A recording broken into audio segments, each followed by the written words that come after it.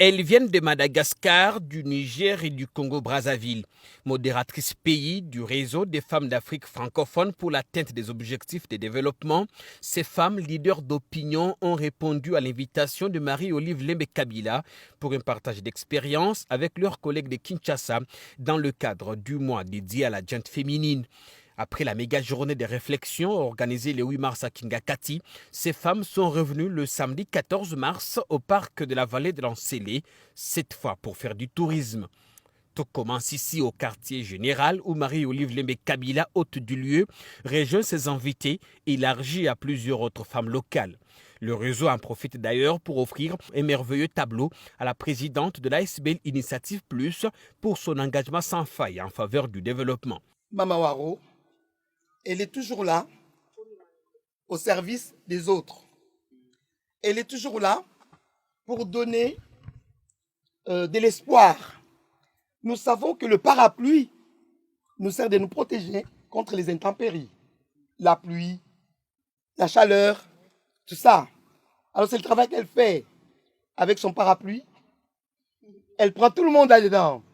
Vous avez les vendeuses, vous avez les infirmières, vous avez toutes les catégories qui viennent s'abriter pour pouvoir bénéficier, n'est-ce pas, de la protection. Merci beaucoup. Et elle ne le fait pas seulement pour la RDC, mais c'est pour l'humanité entière. Toujours au Kijé, les touristes sous la direction du DG du parc visitent le biotope où sont conservés différents types de reptiles ainsi que ces lionceaux âgés d'à peine 7 mois.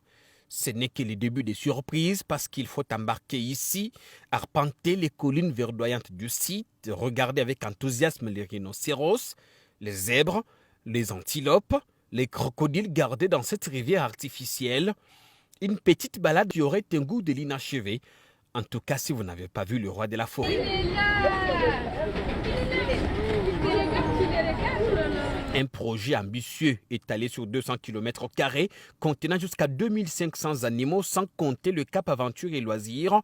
Il ne suffit donc pas d'avoir du cash pour le faire, mais par-dessus tout, l'amour de son pays et la passion pour la nature. C'est magnifique, c'est comme un paradis. Moi, je pense que est-ce que c'est ça l'Éden ici en Afrique?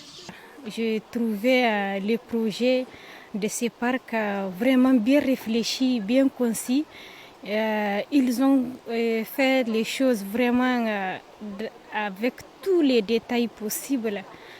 Je les félicite vraiment, je les encourage à aller de l'avant. Honnêtement, je n'hésiterai pas à revenir ici. Ce que je viens de voir ici est tout simplement impressionnant. Le parc en plein travaux emploie des centaines de jeunes et compte électrifier les villages voisins en plus de l'eau potable, écoles et centres de santé déjà disponibles. Le safari se termine autour d'un repas entre Marie-Olive Lembe-Kabila et ses convives qui ont salué l'alternance pacifique intervenue au pays et encouragé cette dernière à transcender les attaques politiques afin de poursuivre sans relâche son combat en faveur de l'autosuffisance alimentaire, à l'exemple d'autres grandes dames africaines. Ces femmes resteront à jamais marquées par ce voyage quinois, mais surtout par l'hospitalité jamais démentie de celle qui a été surnommée avec affection la première dame rurale.